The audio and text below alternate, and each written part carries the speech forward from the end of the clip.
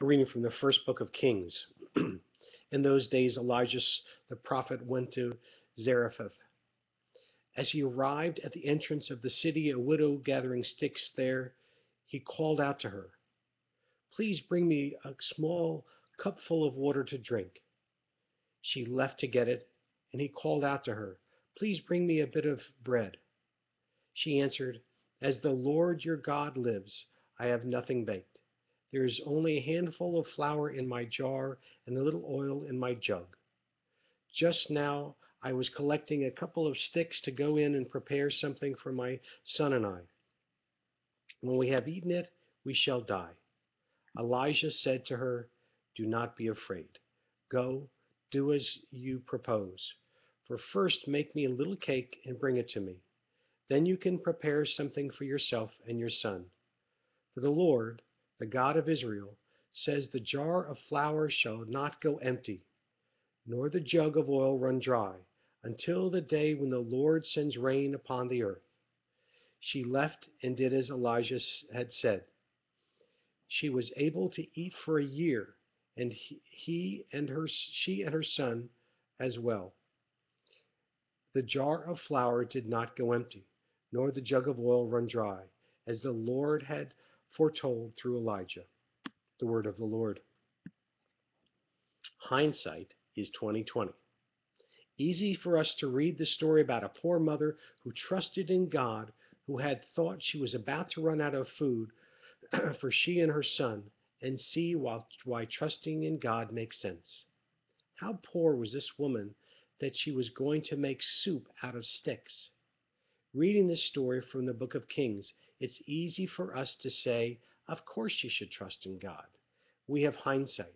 We have the ability to see what is in the future for her. But she did not have this ability. Rather, she needed to simply trust in God. So how does this story affect us? In what ways should we trust in God and yet we are afraid to? You have a difficult decision to make. Trust in God that He will help you make the right decision by praying to Him and asking Him for guidance. You do not have self-confidence to do something you consider very difficult. Something alone you feel is beyond your means. You're probably right. Alone, it is too much. But with God's help, literally anything is possible.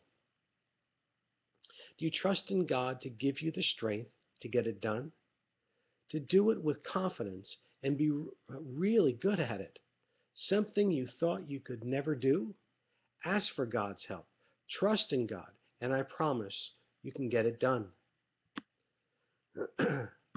Here's something that you may not believe, but I'll share it with you. You have all seen me speak in public, in front of large groups, on TV, and you know I've spoken in front of thousands. You also know I do it with confidence. What you don't know is that when I was a younger man, I couldn't do this. I was frozen with fear when confronted with the job of public speaking. I literally could not speak in public. So what changed? When I was early in my career and Mom was pregnant with Kate, I was asked to speak at a conference in Dallas. It was an important conference, and it was going to mean a lot to my career. I asked God for the strength to successfully complete this task.